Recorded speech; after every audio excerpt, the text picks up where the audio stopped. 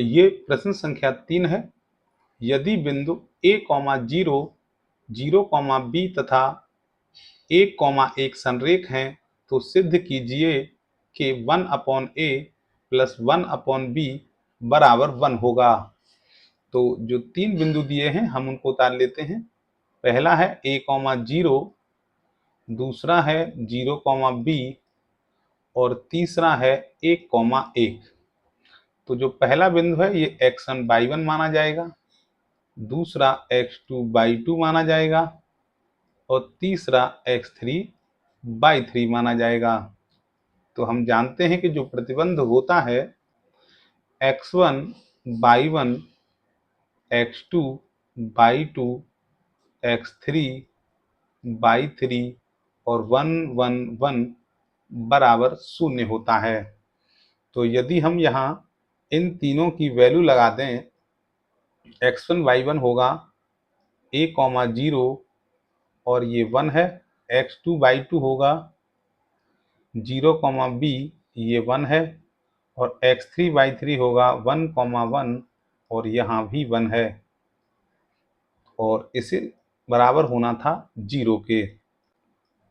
अब इस साइड को यदि खोलते हैं तो सबसे पहले यहाँ a लिया जाएगा, a के सामने का कॉलम और रो को छोड़ दिया जाएगा, b का गुणा 1 में करेंगे तो b आएगा, माइनस 1 का गुणा 1 में करेंगे तो 1 आएगा।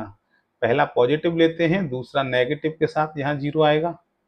0 के सामने का कॉलम और रो को छोड़ दीजिए, 1 का गुणा 1 में करेंगे तो 0 माइनस 1 1 का 0 का गुणा 1 में करेंगे तो 0 और 1 का गुणा 1 में करेंगे तो 1 आएगा।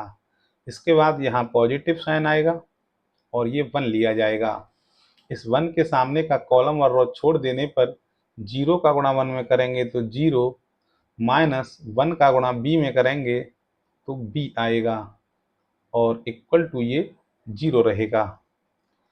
अंदर जब मल्टीप्लाई करेंगे तो ab माइनस a मिलेगा और 0 का मल्टीप्लाई करने पर ये सब 0 हो जाएगा, प्लस 1 का मल्टीप्लाई करेंगे तो ये माइनस के b मिलेगा, इक्वल टू यहाँ 0 है। अब हमें क्या करना है, हमें जो है ये जो नेगेटिव वाले हैं दोनों, इनको इस साइड में ले जाते हैं तो ये प्लस हो जाएंगे दोनों, और या मैं लिख सकता हूं कि a plus B equal to A B दिया है। अब यहाँ से हमें जो सिद्ध करना था उसमें यहाँ हमको 1 लाना है। तो इसके लिए मैं क्या करूँगा, इसके दोनों पक्षों में ए बी से भाग करने पर, और ए बी से जब दोनों पक्षों में भाग किया जाएगा तो ये हो जाएगा a प्लस बी और a अपॉन यहाँ ए बी होगा और यहाँ b अपॉन भी ए बी होगा और बराबर A B upon A B हो जाएगा।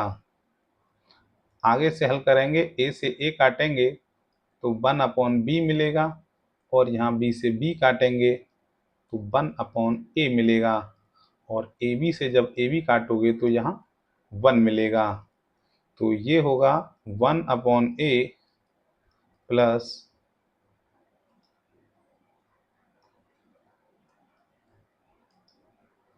1 अपॉन बी इक्वल टू 1, जो कि हमको सिद्ध करना था।